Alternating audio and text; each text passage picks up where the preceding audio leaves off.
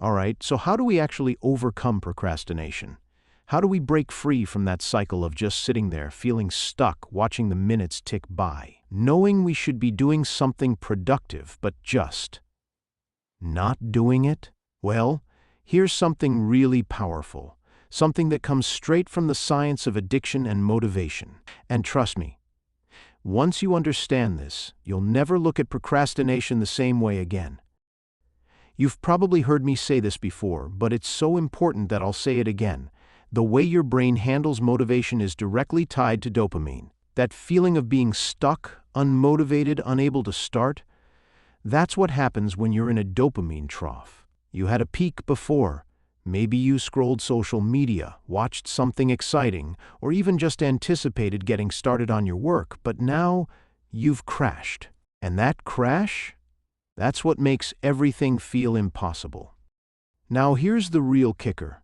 The depth of that trough, the amount of stuckness you feel, is proportional to how high and how fast that previous dopamine peak was. And the key to getting out of that trough, it's not waiting. It's not hoping that motivation will just magically appear. It's about doing something that actually makes that trough steeper. Something that, for lack of a better term, sucks more than just sitting there in procrastination mode. Let me be crystal clear. When I say something that sucks, I don't mean harming yourself. I'm not talking about anything dangerous or damaging. I mean something that requires effort, something that forces your brain and body into a different state entirely.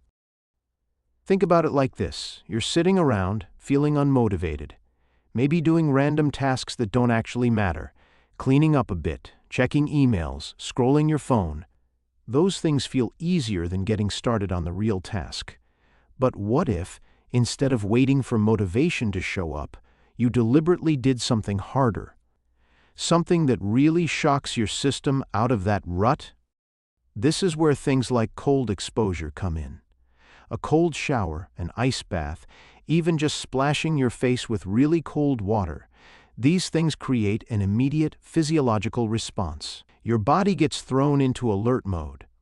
Dopamine levels rise, but not in a short-lived way like social media does. This is a sustainable increase, one that lasts for hours.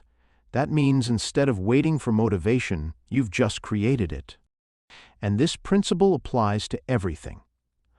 Let's say you want to exercise, but you just don't feel like it. The usual advice is, just do a minute, just start.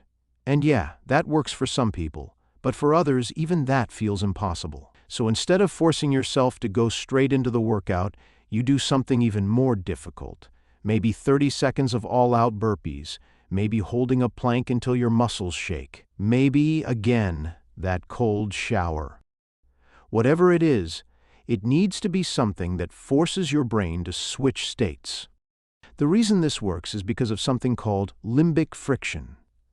Your limbic system, the part of your brain that deals with emotions and instincts, wants comfort. Your forebrain, the part responsible for logic, long-term planning, knows you need to get things done.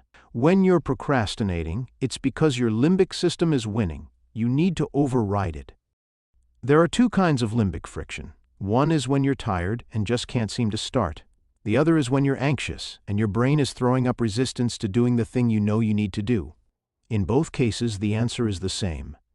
Do something that forces a state change. Because once you do, once you've shocked your system out of that procrastination rut, suddenly the task in front of you doesn't seem so hard anymore. So next time you find yourself stuck, don't wait. Don't let that trough linger. Do something hard.